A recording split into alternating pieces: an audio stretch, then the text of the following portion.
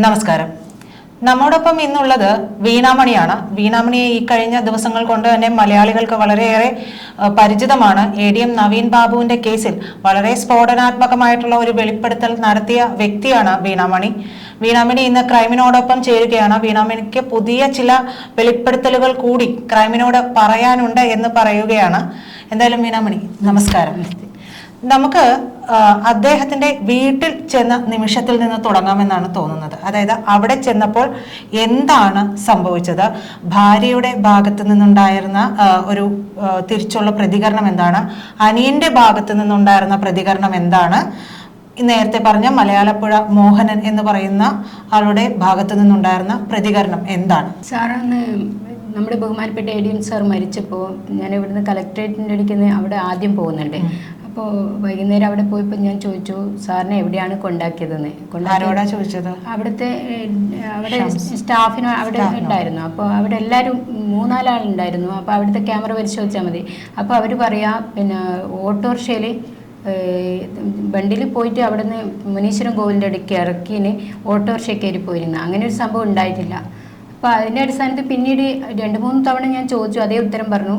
ഞാൻ പിന്നീട് നേരെ ട്രെയിനിന് പത്തനംതിട്ട പോയി, ചെങ്ങന്നൂർ പോയി ഇറങ്ങി. ചെങ്ങന്നൂരിൽ നിന്ന് പത്തനംതിട്ട വന്നു. പത്തനംതിട്ടയിൽ നിന്ന് മലയാറ്റൂർ ബസ്സിന് ആദ്യം മാറിക്കയറി. അപ്പോൾ ടെമ്പിളിൻ്റെ അടുക്കൽ നിന്ന് ഓട്ടോറിക്ഷയ്ക്ക് സാറിൻ്റെ വീട്ടിലേക്ക് ഒരു 7 മണിയാകുന്നതിന് മുമ്പായിട്ട് ഒരു 6:45-7 മണിയാകുമ്പോഴേക്കും അവിടെ എത്തിയിട്ടുണ്ട്. അപ്പോൾ എനിക്ക് ബഹുമാനപ്പെട്ട ADM സാർ എന്നോട് പറഞ്ഞിട്ടുണ്ടായിരുന്നു, പിന്നെ അനുജൻ അഡ്വക്കേറ്റ് ആണെന്നും മലയാളപ്പുഴയാണ് വീടെന്നും ഭാര്യ അവിടെ ഈ താലൂക്കിൽ തഹസിൽദാറാണെന്നൊക്കെ പരിചയപ്പെടുത്തിയിരുന്നു. 2 പൊന്നുമക്കളുണ്ട്, പെൺകുട്ടികളാണെന്നൊക്കെ പറഞ്ഞിട്ടുണ്ടായിരുന്നു. ആ അടിസ്ഥാനത്തിൽ അവിടെ 2 വീടുണ്ടെന്നും എല്ലാം പറഞ്ഞതിൻ്റെ അടിസ്ഥാനത്തിൽ തന്നെയാണ് ഞാൻ അവിടെ പോയത്. അപ്പോൾ ഈ ഭാര്യയും മക്കളും അറിഞ്ഞിട്ടില്ല എന്ന് വിചാരിച്ചിട്ട് തന്നെയാണ് ഞാൻ അവരോടൊന്നും സംസാരിച്ചില്ല. നേരെ അനുജൻ്റെ വീട്ടിൽ പോയി അനുജൻ്റെ വീട്ടിൻ്റെ അകത്ത് പോയിരുന്നിട്ട് ഞാൻ സംസാരിക്കുന്നത്. അപ്പോൾ എല്ലാ കാര്യവും സംസാരിക്കുമ്പോൾ അവരോട് പറഞ്ഞ ഒരു കാര്യമുള്ളൂ, നിങ്ങൾ ബോഡി ഒന്ന് പരിശോധിക്കണം. സാറിനെ അപായപ്പെടുത്തി കൊന്നതാണ്, സാറ് തൂങ്ങി മരിച്ചില്ല, പോസ്റ്റ്മോർട്ടം ചെയ്തിട്ടില്ല, നിങ്ങൾ പോസ്റ്റ്മോർട്ടം ചെയ്യണം. ഈ വാചകമാണ് ഞാൻ അവിടെ പറഞ്ഞത്. അപ്പോൾ സാറിൻ്റെ അനുജൻ എന്നോട് പറഞ്ഞു, ഇങ്ങോട്ട് എല്ലാ ഹോസ്പിറ്റലുകളും ഇവരുടെ CPM-ൻ്റെ അല്ലേ, അപ്പോൾ നമുക്ക് എന്താണ് കിട്ടുക അതിൽ നിന്ന്, ഏതെങ്കിലും കേരളത്തിലെ ഒരു ഹോസ്പിറ്റലിൽ നിന്ന്.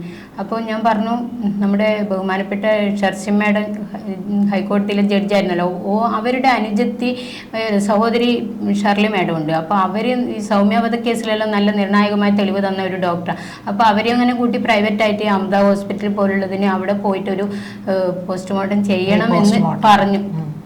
പോസ്റ്റ്മോർട്ടം ചെയ്യണമെന്ന്. പോസ്റ്റ്മോർട്ടം ചെയ്തില്ല എന്നതിൻ്റെ ഒരു ഉദാഹരണം, സാറ് മരിച്ചന്ന് രാത്രി ഞാൻ പരിഹാരത്തെ വെളിപ്പെടുത്തുന്നില്ല. അവിടെ വിളിച്ച് ചോദിച്ചപ്പോൾ പറഞ്ഞു, നിങ്ങളത് പോസ്റ്റ്മോർട്ടം ചെയ്യുന്നുണ്ടോ ഇല്ലയോ എന്ന് അവിടെ ശരിക്കൊന്ന് നോക്കി അതിൻ്റെ ശേഷം അതിൻ്റെ ഉത്തരം എനിക്ക് തരണമെന്ന് പറഞ്ഞിട്ടുണ്ടായിരുന്നു. പരിഹാരത്തിലെ ഉദ്യോഗസ്ഥന്മാർ അവിടുത്തെ ഹോസ്പിറ്റലിലെ ഒരു സുഹൃത്ത്, എനിക്ക് അറിയുന്ന ഒരു വ്യക്തിയോട് ഞാൻ സംസാരിച്ചിട്ടുണ്ടായിരുന്നു. അപ്പോൾ അവരന്ന് രാത്രി എന്നോട് പറഞ്ഞത് 12 മണിക്ക് വീണ്ടും ഞാൻ വിളിക്കുന്നുണ്ട്, എന്തായി നോക്കുക. അപ്പോൾ ജയരാജ് അവിടേക്ക് പിന്നെ ഇവിടെ MV ജയരാജ് എന്ന വ്യക്തി അവിടേക്ക് പിന്നെ ബന്ധുക്കൾക്ക് വിട്ടുകൊടുത്തു ബോഡിയെന്നും അവിടുന്ന് പോസ്റ്റ്മോർട്ടം നടത്തിയില്ല എന്ന വിവരമാണ് ഞാൻ അറിയുന്നത്. അതായത് പരിഹാരത്തുള്ള സുഹൃത്ത് വഴി ലഭിച്ച വിവരം, കൃത്യമായ ഓഫീസിലുള്ള പരിഹാര ഹോസ്പിറ്റലിലെ സ്റ്റാഫ് വഴി ലഭിച്ച വിവരം ADM നവീൻ ബാബുവിന്റെ പോസ്റ്റ്മോർട്ടം നടത്തിയിട്ടില്ല എന്ന വിവരമാണ് എനിക്ക് കേട്ടത്. അപ്പം ഞാൻ ഈ പറയുന്നതിൽ എന്തെങ്കിലും കളവുണ്ടെങ്കിൽ എൻ്റെ ഫോണ് അന്ന് രാത്രി ഞാൻ വിളിച്ചിട്ടുണ്ടോ എന്ന് പരിശോധിക്കാം. അത് ആ വ്യക്തിനെ ഞാൻ വെളിപ്പെടുത്തില്ല. പക്ഷെങ്കിൽ ഒന്ന് നാർക്കോ ടെസ്റ്റ് ആ ഡോക്ടർ ചെയ്ത ഒരുപാട് കൊലപാതകങ്ങളുടെ ചുരുളഴിയും. കാരണം കൊന്നതെല്ലാം അവർ തൂങ്ങി മരണോ ആത്മഹത്യ എല്ലാം എന്നെല്ലാക്കി മാറ്റുക ചെയ്യുന്നത്. സ്വന്തമായിട്ടുള്ള ഒരിത് മറ്റുള്ളവരുടെ അതിൻ്റെ ഒരു പോസ്റ്റ്മോർട്ടം ചെയ്യാണ്ട് റിപ്പോർട്ട് കൊടുത്തതുകൊണ്ടാണ് അങ്ങനെ വരുന്നത്. അപ്പോൾ ഈ പറഞ്ഞതുപോലെ നവീൻ ബാബു സാറിന്റെ മൃതദേഹം പോസ്റ്റ്മോർട്ടം ചെയ്തിട്ടില്ല. പോസ്റ്റ്മോർട്ടം ചെയ്യണമെന്ന് വീണാമണി അവരുടെ വീട്ടിൽ പോയ സമയത്ത് അവരോട് അനുജനോട് പറഞ്ഞു, അതായത് അഡ്വക്കേറ്റ് പ്രവീൺ ബാബുവിനോട് പറഞ്ഞു. അദ്ദേഹം എന്താണ് പറഞ്ഞ മറുപടി? എന്നോട് ഇങ്ങോട്ട് പറഞ്ഞത് കേരളത്തിലെ എല്ലാം CPM-ൻ്റെ തന്നെയല്ലേ, അപ്പോൾ എന്ത് ശരിക്കുള്ള ഒരു പോസ്റ്റ്മോർട്ടം കിട്ടുമെന്നൊക്കെ എന്നോട് ചോദിച്ചത്. അപ്പം ഞാൻ ഈ ഉത്തരം പറഞ്ഞല്ലോ. പിന്നെ ഷർസി മാഡത്തിൻ്റെയും അനിയത്തി ഷർലി മാഡം നല്ല രീതിയിൽ പോസ്റ്റ്മോർട്ടം, അവരൊരു പ്രൈവറ്റായിട്ട് ഒന്ന് പോസ്റ്റ്മോർട്ടം ചെയ്യണം. എന്നിട്ടും ഞാൻ പറഞ്ഞത് ആ ബോഡി ഒന്ന് നിങ്ങൾ അയച്ചു നോക്കി ചെക്ക് ചെയ്യണം, ഒന്ന് പരിശോധിക്കണം. അവിടെ മുറിയോ എന്തെങ്കിലും ദേഹപരിശോധന നടത്തി മുറിപ്പാടുകളുണ്ടോ എന്നൊക്കെ പരിശോധിക്കണമെന്ന് വ്യക്തമായിട്ട് ഞാൻ പറഞ്ഞതാ. വീണാമണി അവിടെ പോയ സമയത്ത് അദ്ദേഹത്തിന്റെ ബോഡി കണ്ടിരുന്നു? ഞാൻ ബോഡി കണ്ടിരുന്നു. അത് താങ്കൾ പരിശോധിച്ച സമയത്ത് അദ്ദേഹത്തെ പത്തനംതിട്ട, അതായത് ഇവര് ഇവിടുന്ന് ഒഴിവാക്കി. അപ്പൊ അവിടെ അതെ, പത്തനംതിട്ടയിൽ പോയ സമയത്ത് ബോഡി കണ്ടിട്ടുണ്ടോ? ഇവര് ഇവിടുന്ന് എന്നെ ഒഴിവാക്കിയല്ലോ. അവിടുന്ന് ഈ സംഭവം നമ്മൾ പറയുന്ന ഗ്രന്ഥത്തിൽ പറയുന്നത് നല്ലത്. അതായത് ഇവിടുന്ന് പിന്നീട് സാറിനെ അവിടെ ആരോ വിളിക്കുന്നു, ജനലിലോട്ട് ഞങ്ങളുടെ സംഭാഷണം കേട്ടിട്ട് മറ്റാരും ഇത് ശ്രദ്ധിച്ചിട്ടുണ്ട്. അപ്പോൾ അവിടുന്ന് വിളിച്ചിട്ട് സാറിനെ മനപൂർവ്വം അഡ്വക്കേറ്റിനെ അവിടുന്ന് ഒഴിവാക്കുന്നുണ്ട്. അനുജനെ അവിടുന്ന് ഒഴിവാക്കിയതിന് ശേഷം അവിടെ വരുന്ന 5-6 ഗുണ്ടകളാണ്. അതിൽ ഒന്നാമൻ മലയാറ്റൂര് മോഹനൻ, മലയാലപ്പുഴ മോഹനൻ എന്ന് വെച്ചാൽ മലയാലപ്പുഴ അമ്പലത്തിന്റെ കുറച്ച് മുന്നേ സൈഡിലോട്ടുള്ള ആ റോഡിന്റെ അവിടെയാണ് അവന്റെ വീട്. അപ്പോൾ അവനാണ് എന്നെ വന്നിട്ട് എൻ്റെ ബാഗ് പരിശോധിക്കുന്ന മൊബൈലിൽ സാറ് മരണപ്പെട്ടതിന്റെ വീഡിയോ ഉണ്ട്, തൂങ്ങി മരിച്ചതിന്റെ വീഡിയോ ഉണ്ട്, തൂങ്ങി മരിച്ചതല്ല കൊലപാതകം നടത്തിയതിന്റെ വീഡിയോ, കൊല്ലുന്നത് കണ്ട വീഡിയോ ഉണ്ടെന്ന് അയാൾ ആവശ്യപ്പെടുന്നത്. അതുകൊണ്ട് എനിക്ക് ഫോൺ സെർച്ച് ചെയ്യണം, ഈ പെൻ ക്യാമറയിലുള്ള വ്യക്തിയാണെന്നൊക്കെ അവിടുന്ന് പറയുന്നത്. അപ്പോൾ അതുകൊണ്ട് അവിടുന്ന് എന്നെ പറ്റിയുള്ള വിവരങ്ങൾ കണ്ണൂരിലുള്ളവരുമായിട്ട് സംസാരിച്ചിട്ടുണ്ട്. അപ്പോൾ അവിടുന്ന് എന്നെ ഒഴിവാക്കണമെന്ന് അവരുടെ ഒരു ഇതായിരുന്നു. കാരണം അവിടുത്തെ സത്യസന്ധമായ വിവരങ്ങൾ ഞാൻ പറഞ്ഞതുപോലെ അന്ന് കേട്ടിട്ടുണ്ടെങ്കിൽ ഇന്ന് എല്ലാവരും അകത്താകുമായിരുന്നു. അപ്പോൾ അതുകൊണ്ട് ADMന്റെ അനുജനെ അവർ സ്വാധീനിച്ചു, രാഷ്ട്രീയത്തിൽ സ്വാധീനിച്ച് അവരെ ആ ബോഡി നന്നായിട്ട് സെർച്ച് ചെയ്യാനോ പരിശോധിക്കാനോ ഒന്നും അവർ വിട്ടിട്ടുണ്ടാവില്ല. കാരണം ആ മലയാലപ്പുഴ മോഹനും 5-6 ഗുണ്ടകളും എന്നെ വന്നിട്ട് ബാഗ് പരിശോധിക്കാൻ നോക്കുന്നു, ഡ്രസ്സ് അടിക്കാൻ നോക്കുന്നു, ഉപദ്രവിക്കാൻ നോക്കുന്നു. പൊട്ടിത്തെറിച്ച പോലെ സ്ഫോടകത്തിലാണ് സംസാരിക്കുന്നത്. ഒരു ലേഡിയോട് സംസാരിക്കേണ്ട രീതി, അവർക്ക് എന്തോ ഭയം എന്നിലുണ്ട് ഞാൻ അവിടെ പോയതിൽ. അപ്പൊ അത് കണ്ണൂരുകാർ ഏൽപ്പിച്ച ആ ദൗത്യം മലയാലപ്പുഴ മോഹനെ അവിടെ നിന്ന് എന്നെ ഏൽപ്പിക്കുന്നു. അപ്പോൾ ആ മലയാലപ്പുഴ മോഹനൻ തന്നെ മറ്റൊരു ചാനലിനോട് പറയുന്നുണ്ട് ADM സാറിനെ കൊന്നതാണെന്ന്. അതും പറയുന്നുണ്ട് അയാള്. പിന്നീട് മാറി അയാള് മിനിറ്റ് മാറി. പക്ഷെ അവര് മാറും, പക്ഷെ എനിക്ക് മാറേണ്ട ആവശ്യമില്ല. ഞാൻ ഇത് ചാനലിനോട് അന്ന് വെളിപ്പെടുത്തിയ കാര്യമല്ല, ഇതിന്റെ യഥാർത്ഥ സത്യം ഞാൻ അന്ന് അകത്തിരുന്നിട്ട് ADMന്റെ അനിയനോട് സ്വകാര്യമായി പറഞ്ഞ കാര്യം. അത് അവരത് ചെയ്യൂന്ന് വെച്ച്. ബോഡി ഉണ്ടെങ്കിലും നമുക്കിന്ന് അതുമായിട്ട് മുന്നോട്ട് പോയാൽ നല്ല രീതിയിൽ അവരുടെ ആ നിരപരാധിയായ പൊന്നുമക്കൾക്ക് നീതി കിട്ടുമായിരുന്നു. അതുപോലെ തന്നെ നിരപരാധിയായ ഒരു പതിവ്രതയായ ഒരു പെൺകുട്ടിയെ അവരെ അവിടെ വിധവയാക്കിയില്ലേ. അപ്പോൾ അവിടെ പെൺകുട്ടി എന്ന് പറഞ്ഞത് ഞാൻ അവരെ ആ മേഡത്തിന് ആ ഭർത്താവ് മരണപ്പെട്ടപ്പോൾ മാനസികമായിട്ട് ഒരു കുഞ്ഞു മനസ്സായിട്ടാണ് മാറിയിട്ടുള്ളത്. എനിക്ക് മനസ്സിലാക്കാൻ കഴിഞ്ഞത്. ഞാൻ സംസാരിച്ചപ്പോൾ ഒരു കുട്ടികളുടെ മനസ്സ്, ഇവിടുത്തെ കാവട്ടെ ലോകമൊന്നും അവർക്ക് അറിയില്ല. അവർ ഒരുപാട് പഠിച്ചിട്ടുണ്ട്, ഒരു വലിയ സീനിയർ ഉദ്യോഗസ്ഥയാണ്, ഇതൊക്കെ ശരിയാണ്. അത് ഭർത്താവ് മരണപ്പെട്ട ഒരു സ്ത്രീ അവിടെ വിധവയായപ്പോൾ പെട്ടെന്നുണ്ടായ ആ മാനസിക ഷോക്ക്, ഈ അവിടെ ഒന്നും പറയാൻ പറ്റാത്ത ഒരു പാവം ഒരു കുഞ്ഞു മനസ്സിലാണോ അനിയനോട് എല്ലാ കാര്യങ്ങളും. അതുകൊണ്ടാണ് ഞാൻ അവരോട് ഭാര്യയോടും ഒന്നും പറഞ്ഞില്ല. അനിയൻ ഇതില് ഒരു സ്വാധീനം ചെലുത്തി, അതായത് പാർട്ടിക്കാര് കയ്യിലെടുത്തു അനുജന. അത് പറയാൻ അത്ര ശക്തമായിട്ട് പറയണമെങ്കിൽ അതിന് കൃത്യമായ എന്തെങ്കിലും ഒരു കാരണം വീണാമണിക്ക് ഉണ്ടാവുമല്ലോ. എന്താണ് അങ്ങനെ തോന്നാനുള്ള ഒരു കാരണം? അവരുടെ ആ അതായത് ഒരു ഇപ്പൊ ADM സാറിന്റെ അനുജനാണ് മരണപ്പെട്ടെന്നുള്ളത് ADM സാറിനോട് ഞാൻ പറഞ്ഞിട്ടുണ്ട്. ഞാൻ പറഞ്ഞത് കേൾക്കുമായിരുന്നു. സാറ് പാർട്ടീനല്ല, അത് അപ്പോൾ തന്നെ ബോഡി പരിശോധിക്കും. കാരണം എന്ന് വെച്ചാൽ ഒരു വ്യക്തി എന്നോട് 2 വട്ടം സംസാരിച്ചാൽ ഞാൻ എന്ന വ്യക്തി ആരാണെന്ന് ഏത് ഉദ്യോഗസ്ഥനും മനസ്സിലാവും. അപ്പോൾ ADM സാറ് അത്രയും നല്ല കണ്ണൂരിലെ ഏറ്റവും നല്ല ഒരു അസിസ്റ്റന്റ് കളക്ടർ ആയിരുന്നു അദ്ദേഹം. അപ്പോൾ അദ്ദേഹത്തിന്റെ, അതായത് വീണാമണി പറഞ്ഞിട്ടും അനിയൻ ഒന്ന് ബോഡി പരിശോധിക്കാൻ പോലും തയ്യാറായില്ല. അനിയൻ പരിശോധിക്കാൻ തയ്യാറായില്ല എന്ന് പറഞ്ഞാൽ പാർട്ടി അവരെ അതിന് വിട്ടിട്ടില്ല. അതാണ് അതിന്റെ ഇത്. അനിയനെ അവിടുന്ന് സോപ്പിട്ടിട്ട് പിടിക്കുക എന്ന് പറയും നമ്മളെ കണ്ണൂർ ഭാഷ. അവരെ പാർട്ടി നിങ്ങളെ കൂടെ തന്നെ ഉണ്ട് എന്ന് വെച്ചോ. പിന്നെ രണ്ടാമത് എന്താന്ന് വെച്ചാൽ ഇതിൻ്റെ അകത്ത് വരുന്നത് ഈ അനിയൻ അവിടെ തൂങ്ങി മരിച്ചു എന്ന് ഇവര് വരുത്തി തീർക്കുന്നത്. അപ്പോൾ ഇവര് തലേ ദിവസം എന്നോട് അനുജൻ പറഞ്ഞൊരു വാദ്യമുണ്ട്, 12:40 വരെ ചാറ്റ് ചെയ്തിന് അടുത്തിമയായിട്ടെന്ന്. അപ്പോൾ അവിടെ മാനസികമായിട്ട് ഏട്ടൻ, അതായത് നവീൻ സാറ് അവിടെ മാനസികമായിട്ട് ഷോക്കായതുകൊണ്ട് ഇവരുടെ അവഹേളനത്തിൽ തൂങ്ങി മരിച്ചെന്ന് അവരെ ബോധിപ്പിക്കുന്ന പാർട്ടിയാണ്. അപ്പോൾ അത് വിശ്വസിക്കുന്നത് കണ്ണൂരിലെ ഗുണ്ടകളെയൊന്നും നവീൻ സാറിൻ്റെ അവരെ വീട്ടുകാർക്ക് അറിയില്ല എന്ന് എനിക്ക് മനസ്സിലായി. അപ്പം ശരിക്കും സംഭവിച്ചത് ഒരു ദിവ്യേനെ പോലുള്ളൊരു പെണ്ണ് പറഞ്ഞാലൊന്നും സാറ് തൂങ്ങി മരിക്കേണ്ട ആവശ്യമില്ല. ആരും പ്രൗഡായിട്ട് നിൽക്കും ആ കാര്യത്തിൽ. എന്ന് വെച്ചാൽ അവിടെ ദിവ്യ ചെയ്തത് ചതി എന്ന് വിചാരിച്ചാല് അവഹേളിച്ചു, അപമാനിച്ചതേൽപ്പിച്ചു, അപകീർത്തിപ്പെടുത്തി 4 കേസുകൾ BNS എടുത്തിട്ടുണ്ടോ എന്നതാണ് ഞാൻ ചോദിക്കുന്ന ചോദ്യം. ഒന്നാമത്തത്, അവൾക്കിപ്പോ ബഹുമാനപ്പെട്ട തലശ്ശേരി കോടതി എവിടെയും പോകാന്ന് പറഞ്ഞില്ലേ. അപ്പൊ ഇങ്ങനെ അപകടപ്പെടുത്തുകയും ചെയ്ത് 5 ഇത് വന്നില്ല. അപ്പോൾ അതായത് 98,500 രൂപ വാങ്ങിച്ചു എന്ന് പറയുന്നു. ഒരു ADM സാറിനോട് പറയുന്നത് ഇവിടെ ചെയ്തതുപോലെ പത്തനംതിട്ട പോയിട്ട് അങ്ങനെ ഉദ്യോഗം ചെയ്യരുത്. അവിടെ ഒരു പേപ്പർ, ഒരാളുടെ പേപ്പർ എന്ന് പറഞ്ഞാൽ ഒരാൾ ഫയലാണ്, ഒരാൾ ജീവിതാണെന്ന്. അപ്പോൾ മറ്റുള്ളവരെ, കേരളത്തിലെ മുഴുവൻ ജനങ്ങളെയും പാവപ്പെട്ടവരെ വഞ്ചിക്കുകയും ചതിക്കുകയും ഒക്കെ ചെയ്യാം. നീതി കിട്ടാതെ ഒരുപാട് അമ്മമാരുണ്ട്, ഒരുപാട് പെങ്ങന്മാരുണ്ട്, ഒരുപാട് വിധവകളാക്കിയവരുണ്ട്, ഒരുപാട് കുഞ്ഞുമക്കളുണ്ട്. അവരെയൊക്കെ അങ്ങനെയൊക്കെ ആക്കാം. എന്നിട്ട് ഞാൻ പറഞ്ഞ പോലെ ആ ചോദ്യം ADM-നെ പഠിപ്പിക്കുക ചെയ്യുന്നത്. ആ പാവം സാറെന്ന് വെച്ചാൽ ആ സാറിന്റെ മുമ്പിൽ ഏത് ഫയലെത്തിയാലും പച്ചമഷിയിൽ ഒപ്പിടുമ്പോൾ സത്യസന്ധമായിട്ട് നീതി ചെയ്യുന്ന ഒരു നല്ലൊരു ഉദ്യോഗസ്ഥനാണ്. എന്തായാലും താങ്കൾ അവിടെ പോയല്ലോ, അദ്ദേഹത്തിന്റെ വീട്ടിൽ പോയി. അദ്ദേഹത്തിന്റെ ശരീരത്തിൽ, മൃതദേഹത്തിൽ എന്തെങ്കിലും എന്നിട്ട് അവിടുന്ന് ഇതായിട്ട് കണ്ടിട്ടുണ്ടോ? അവിടെ ഞാൻ പറയാ, എന്നിട്ട് ഞാൻ അവിടുന്ന് ഇവര് പോലീസുകാരെ വിളിക്കുന്നത്. ഞാനപ്പോഴത്തേക്ക് അവിടെ ഞാൻ പോകുമ്പോൾ ഞാൻ അവിടുത്തെ പത്തനംതിട്ടയിലെ അഡ്വക്കേറ്റിനെയൊക്കെ വിളിച്ച് വരുത്തിയിട്ടുണ്ട്. എനിക്ക് എന്തെങ്കിലും ഒരു വിഷമം അവിടെ നിന്നുണ്ടെങ്കിൽ നിങ്ങൾ വരണം. അപ്പം എന്നോട് അവർ പറഞ്ഞു നിങ്ങൾ പോകണ്ടെന്ന് പറഞ്ഞില്ല. അവർ പാർട്ടിക്ക് വേണ്ടിയിട്ട് അവർ അഡ്വക്കേറ്റിനെ സ്വാധീനിച്ചതാണ്, പാർട്ടി അതിൽ ചെയ്തതാണ്. ആ ബോഡി കത്തിക്കുന്നവരെ അവരെ ഭാഗത്ത് ഉണ്ടാവുമെന്ന് എന്നോട് മറ്റൊരു അഡ്വക്കേറ്റ്, അവിടുത്തെ അഡ്വക്കേറ്റുമാർ പറഞ്ഞു. ആ അഡ്വക്കേറ്റുമാർ പറഞ്ഞിട്ട് ഞാൻ പോലീസിനെ വിളിക്കും എന്ന് തോന്നി. എന്നെ ഉപദ്രവിക്കാൻ അവർ നോക്കിയതല്ലേ. അപ്പോൾ പോലീസിനെ വിളിക്കും തോന്നിയപ്പോൾ ഇവർ തന്നെ പോലീസിനെ വിളിച്ചു. പോലീസിനെ വിളിച്ചടിക്കുന്ന എന്നോട് പറഞ്ഞു പ്ലീസ് ദയവ് വിചാരിച്ചിട്ട് ഇവിടെയൊന്നും ഒരു ഇത് ഉണ്ടാക്കരുത്. അപ്പം ഞാനെന്താ പറയുന്നത്, അവിടെ ബോഡി കത്തിക്കരുത്, നിങ്ങൾ പോസ്റ്റ്മോർട്ടം ചെയ്യണമെന്ന്. ആ CI SI അവരവിടെ വന്നിട്ടുണ്ട്, CI വന്നിട്ടുണ്ട്. അപ്പോൾ അവർ ഒരു ഓട്ടോറിക്ഷ വിളിക്കുന്നു, എന്നിട്ട് എന്നെ അവിടെ നിന്ന് വേഗം മാറ്റുക ചെയ്യുന്നത്. എന്ന് വെച്ചാൽ അവിടെ ഞാനൊരു കുട്ടികളെ ഓർത്തിട്ട്, ആ പൊന്നു മക്കളില്ലേ, അവിടെ ഞാനൊരു കോടതി അറിയാൻ വേണ്ടിയിട്ട് അവിടുത്തെ പോസ്റ്റ്മോർട്ടം ചെയ്യണമെന്നൊന്ന് ആവർത്തിച്ചിട്ട് അവിടെ കുറേ അസിസ്റ്റന്റ് കളക്ടർമാരും അവിടെ ഒരു ഉദ്യോഗസ്ഥന്മാരെല്ലാം അവിടെ വരുന്നുണ്ടല്ലോ. അപ്പോൾ അവരുടെ മുന്നിൽ പറഞ്ഞിട്ടുണ്ട്, കേൾക്കുമായിരുന്നു ഞാൻ.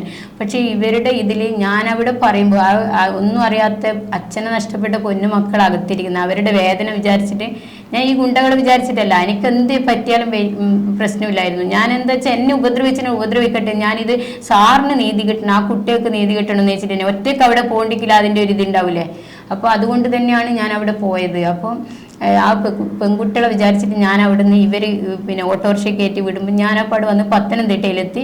ഞാൻ അവിടുന്ന് ബോഡി കാണുന്നു. ബോഡി അവിടെ അരമണിക്കൂർ അവിടെ വെച്ചിട്ടില്ല. ഈ ബോഡിയിൽ എന്തെങ്കിലും അവിടെ സംശയാസ്പദമായിട്ട് തോന്നിയോ? സംശയാസ്പദമായി കണ്ടത് ഇവിടെ കരിനീല ഒരു, അതായത് മർദ്ദിച്ചാലല്ലോ ഉണ്ടാവുന്ന ഒരു ഇതുണ്ട്.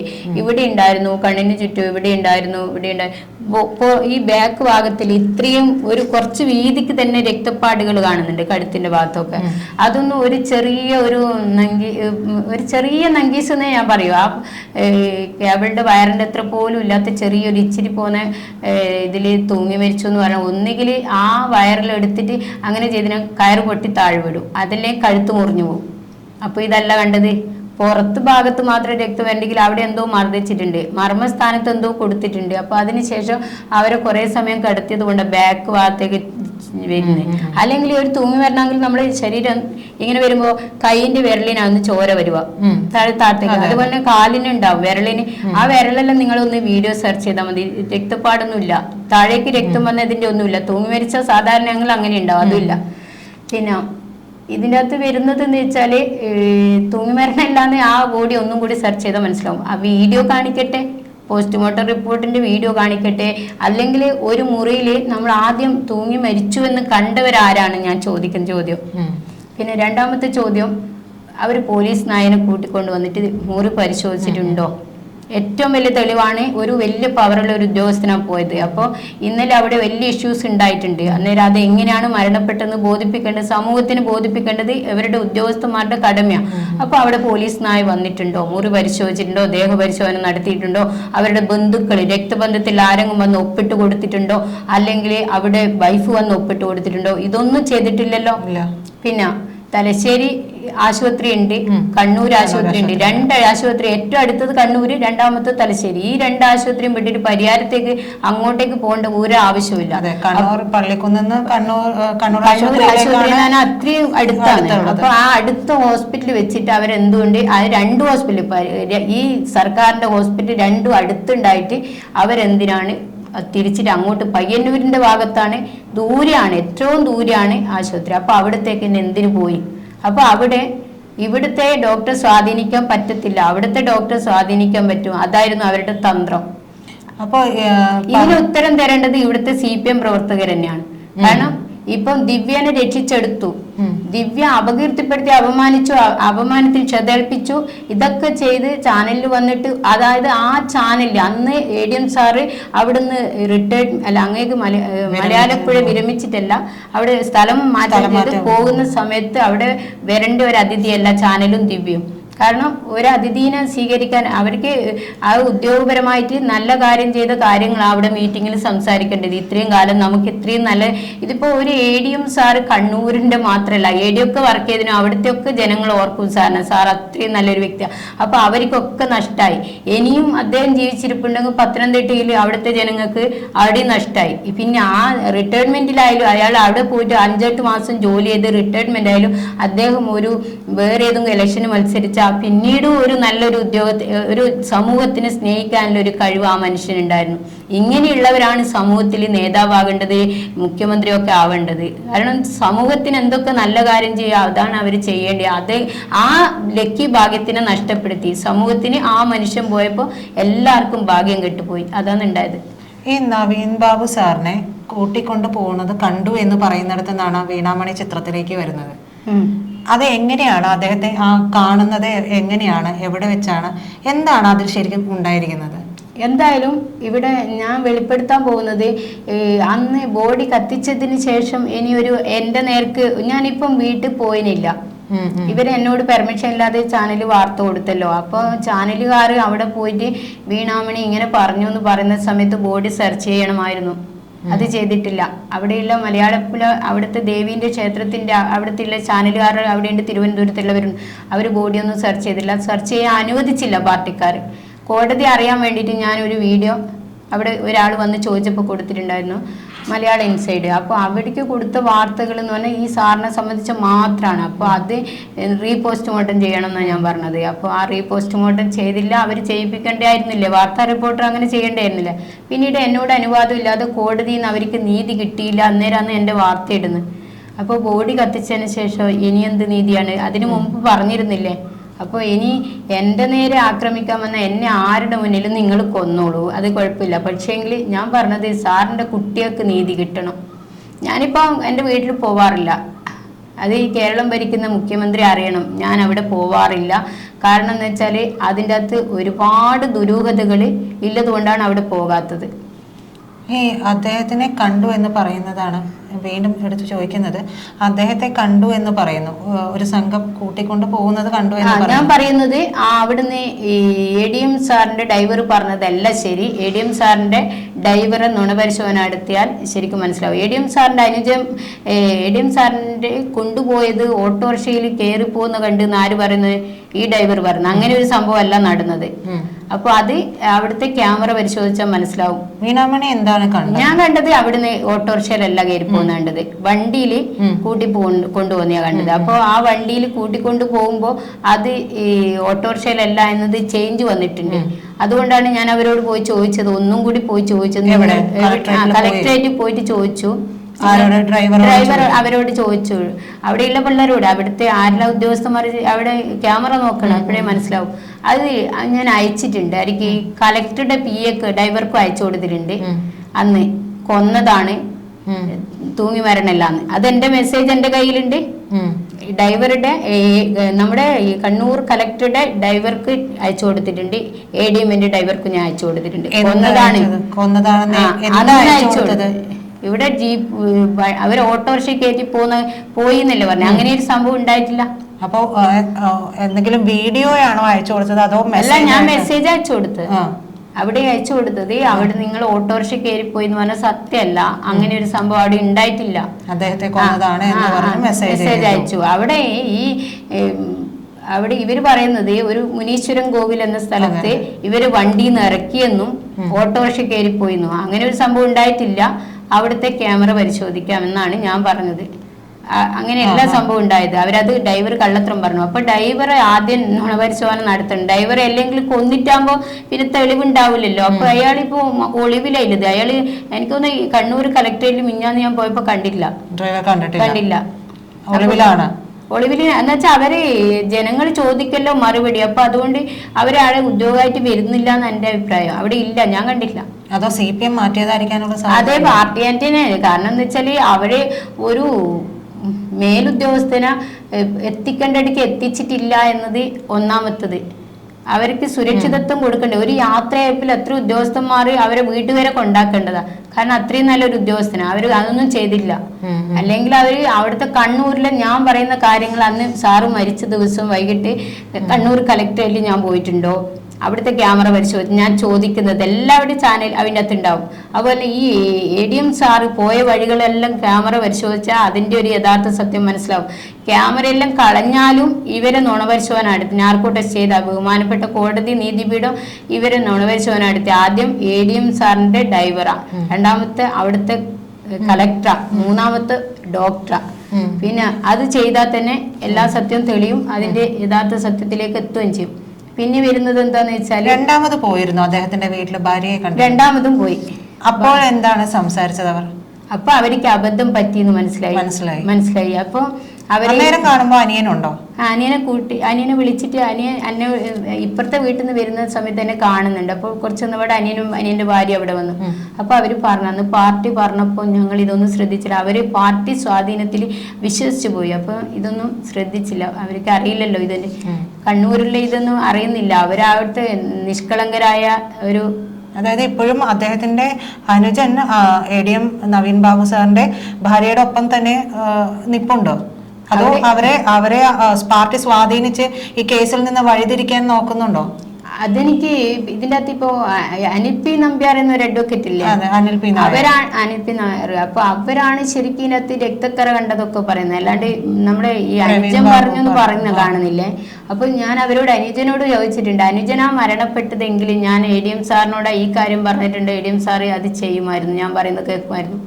അപ്പൊ എനിക്ക് വിശ്വാസയോഗ്യമായത് ഭാര്യയ്ക്ക് എവിടെയാണ് ആരാണ് എന്താണ് ഇതിൻ്റെ അകത്ത് വരുന്നത്. ഒരു സഹോദരൻ എത്ര പാർട്ടിയാടെ പിടിച്ചു വെച്ചാലും ബോഡി ഒന്ന് ദേഹം പരിശോധിക്കാമായിരുന്നു, അത് ചെയ്തില്ല. പ്രധാനപ്പെട്ട ഒരു തെളിവ് അവിടെ പോയപ്പോ താങ്കളും പറഞ്ഞു ഒന്ന് പരിശോധിക്കൂ എന്ന് പറഞ്ഞിട്ട്, അപ്പോഴും ചെയ്തില്ല എന്ന് തന്നെയാണ്. അതിന് ഉദാഹരണം അവർ പാർട്ടി അവരെ വിട്ടില്ല എന്നതാ അവര് പറഞ്ഞത്. പാർട്ടി ഒന്നും വിട്ടില്ല, അവരെ സ്വാധീനിച്ചിട്ട് ആ ADMന്റെ അനുജനെ സ്വാധീനിച്ച് ആ കരവലയത്തിലാക്കിയിട്ട് അവരെ കൂടെ പാർട്ടി ഉണ്ടെന്ന് പറഞ്ഞാൽ അവരെ ബോഡി ഒന്നും സെർച്ച് ചെയ്യാനൊന്നും അവർ വിട്ടില്ല. പിന്നെ പോസ്റ്റ്മോർട്ടം ചെയ്തില്ല എന്നുള്ളത് ഒന്നും കൂടി ഞാൻ ADM സാറിന്റെ വൈഫ് അവരെ ഞാൻ അറിയിച്ചത്, അന്ത്യചുംബനം കൊടുക്കുന്ന സമയമുണ്ട് സാറിന്. അപ്പോൾ ഒരു കൾസ് എവിടെയും കണ്ടില്ല. സാധാരണ പോസ്റ്റ്മോർട്ടം ചെയ്ത ബോഡി അല്ല അവർ, നിങ്ങൾക്കൊന്നും കൂടി ആ ബോഡി ഒന്ന് വീഡിയോയിൽ നോക്കാം. പിന്നെ കോടതിയിൽ അന്ന് വീഡിയോ ഉണ്ടോ, ക്യാമറയിൽ എന്തൊക്കെ കാര്യങ്ങളുണ്ട്, തൂങ്ങി മരിച്ച മുതൽ വീഡിയോ എടുത്തത് ഉണ്ടെങ്കിൽ അതെല്ലാം തൂങ്ങി മരിച്ചെന്ന് അവർ പറയുന്നത്. തൂങ്ങി മരിച്ചു എന്ന് ഇവിടെ തൂങ്ങി മരിച്ചു എന്ന് തെളിയിക്കാൻ എന്ത് സർട്ടിഫിക്കറ്റുകളാണ് ഡോക്ടർ ഇവർ കൊടുത്തിട്ടുള്ളത്? ഡോക്ടർ മാത്രം കൊടുത്താൽ പോരാ, പോലീസ് നായനെ കൊണ്ട് പരിശോധിച്ച മുതൽ ബന്ധുക്കൾ ദേഹപരിശോധന നടത്തിയ മുതൽ അങ്ങനെയൊക്കെ വേണ്ടതാണ്. അപ്പോൾ ഞാൻ വിശ്വസിക്കുന്നില്ല, ജനങ്ങൾക്ക് വിശ്വസിക്കാൻ പറ്റത്തില്ല. കാരണം ഇതെന്ന് വെച്ചാൽ തൂങ്ങി മരിച്ചു എന്ന് പറയണ്ടെങ്കിൽ ഇത് ആരെങ്കിലും പറഞ്ഞാൽ പോരല്ലോ, പോലീസ് നായനെ കൊണ്ട് പരിശോധിപ്പിക്കണ്ടേ. ഇന്നലെ ബോഡി ആരെങ്കിലും സെർച്ച് ചെയ്ത് എല്ലാം ചെയ്യണ്ടേ. പിന്നെ ഇവരുടെ സാറിന്റെ ഫോണുകൾ പരിശോധിച്ച ഒരു വലിയ തെളിവ് കിട്ടും ഇവര് എന്ത് ചതിയാണ് ചെയ്തത് എന്നില്ലേ. P ശശി എന്ന വ്യക്തിന്റെ ഫോൺ കോളുകൾ പരിശോധിച്ചാൽ മനസ്സിലാവും, ദിവ്യയുടെ ഫോൺ കോളുകൾ പരിശോധിച്ചാൽ മനസ്സിലാവും, ദിവ്യയുടെ ഹസ്ബൻഡിന്റെ ഫോൺ കോൾ പരിശോധിച്ചാൽ മനസ്സിലാവും, പ്രശാന്തിന്റെ ഫോൺ കോൾ,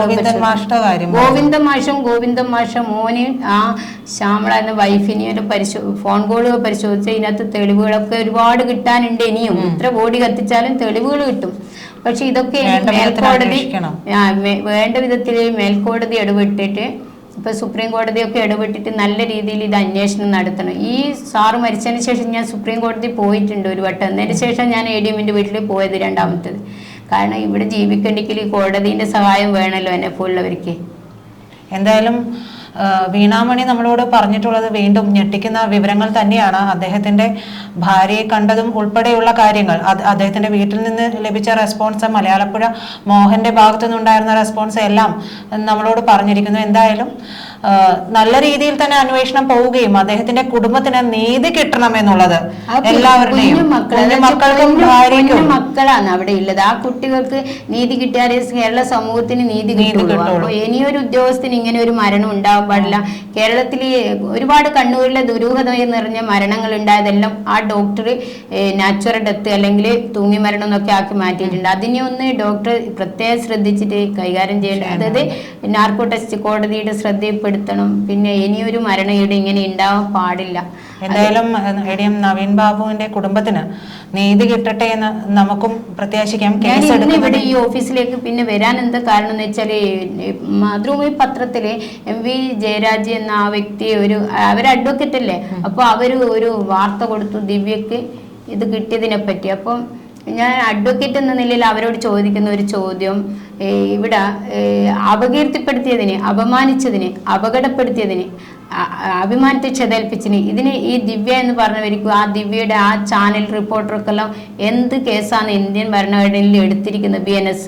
അതുപോലെ തന്നെ അവർക്ക് ജാമ്യമില്ലാത്ത വകുപ്പുകൾ എന്തെങ്കിലും ചെയ്തിട്ടുണ്ടോ, അത് പോലീസ് ഏത് രീതിയിലാണ് ആ BNS എടുത്തതെന്നൊക്കെ അറിയാനുള്ള ഒരു ഇതുകൊണ്ട്. എന്ന് വെച്ചാൽ അവർക്ക് കേരളത്തിൽ എവിടെയും പോകാമെന്ന് പറഞ്ഞിട്ടാണ് തലശ്ശേരി കോടതി ഇത് കൊടുത്തത്. അപ്പോൾ BNS ഏതിൽ അവിടെ ആ ചാനൽ റിപ്പോർട്ട് എങ്ങനെ വന്നു? അവിടുത്തെ സ്ഥലം മാറ്റി പോകുന്ന ഒരു ഉദ്യോഗസ്ഥന് കൊടുക്കേണ്ട ഒരു ആദരവല്ലല്ലോ അവിടെ കൊടുത്തത്. ഒരു അനുവാദമില്ലാതെ വന്നൊന്നുമല്ല അവിടെ പറയേണ്ട കാര്യങ്ങളല്ലല്ലോ പറഞ്ഞത്. അതിനെതിരെ എന്ത് BNS ആണ് എടുത്തത്? എന്തായാലും ഈ ചോദ്യങ്ങൾക്കെല്ലാം ഉത്തരം കിട്ടേണ്ടിയിരിക്കുന്നു.